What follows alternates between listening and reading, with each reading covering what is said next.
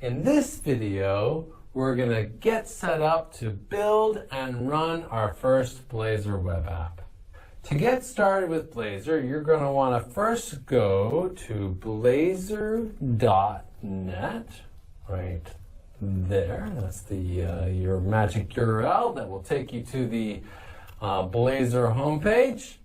And on this site, you will find all sorts of useful information about Blazor, like the links to the Blazor docs and details about Blazor's many features. Go ahead and click on the Get Started button, and then click on Let's Get Started. All right, here you'll find the Blazor tutorial, which has instructions for multiple platforms for Windows, Mac, and also Linux. On Windows, you can get started with Blazor using Visual Studio, a fully featured integrated development environment, or IDE. Go ahead and, if you're on Windows, go ahead and download Visual Studio. This will download the free community edition of Visual Studio. And then once that's downloaded, go ahead and run the installer. Okay, so in the Visual Studio installer, you can then select which workloads you want to install. For Blazor, all you really need is the web development workload, which is the first one up in the upper left-hand corner. So go ahead and select that, and then click Install. I've already installed it, so I'm going to close out of this and then go ahead and launch Visual Studio. All right, once you're in Visual Studio, we're going to create a new project. And then you're going to want to select the Blazor web app template, this one up here at the top. If you don't see it, you can filter for just the web templates by using this right drop-down box and just select web, or just search for Blazor.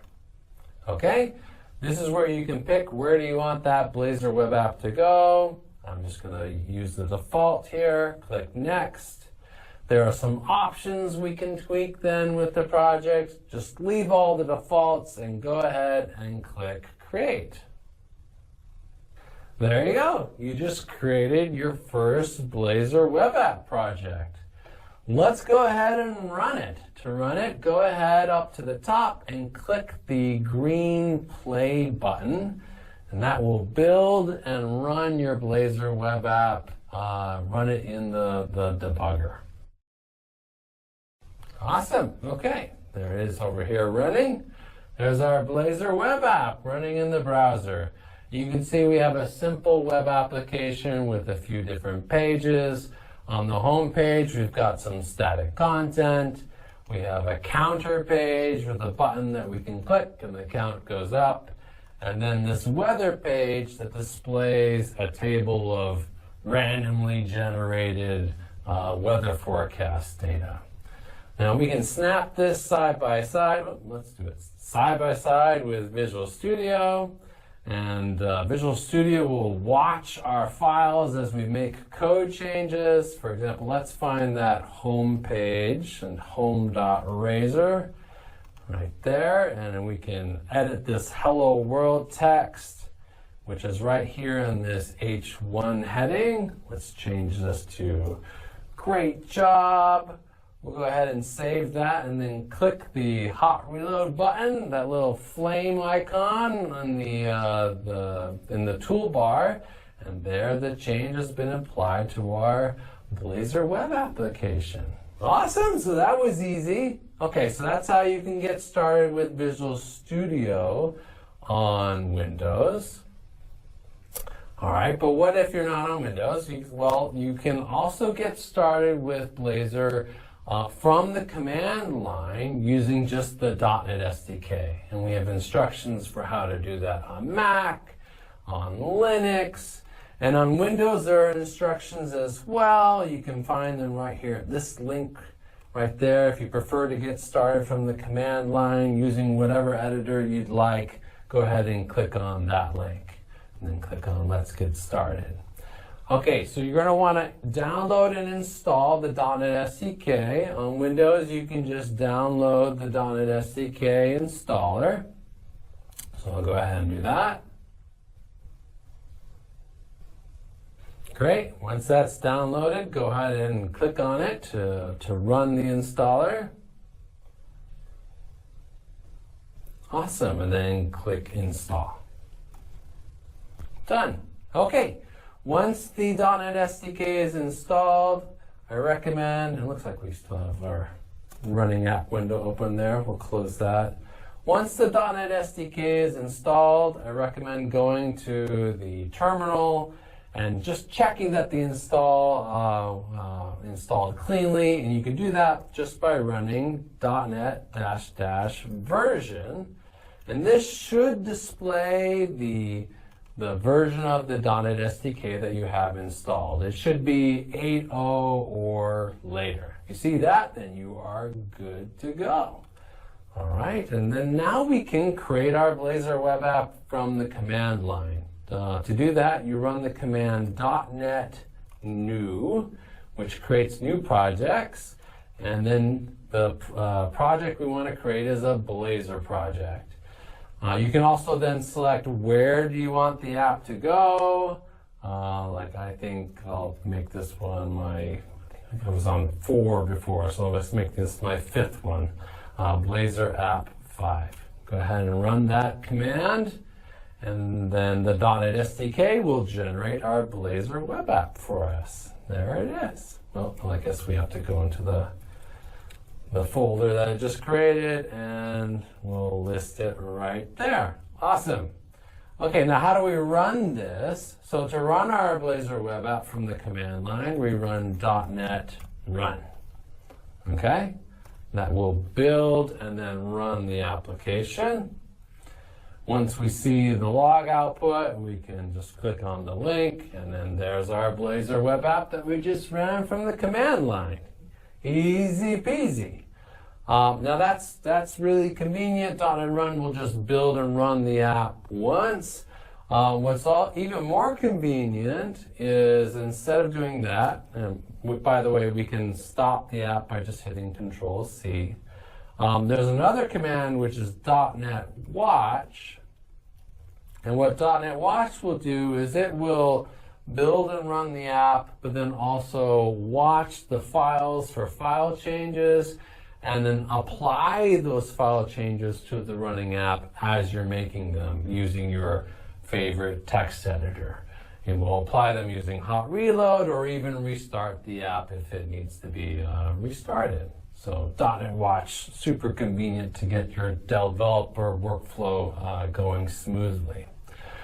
All right, so then use whatever editor you'd like. If you're a Visual Studio Code user, we can do Blazor development in Visual Studio Code. Let me go ahead and stop this app. There we go. And we can close this. So I have Visual Studio Code installed here. With Visual Studio Code, it looks like I had a previously installed created Blazor app. We'll go ahead and close that. So I have Visual Studio Code installed here.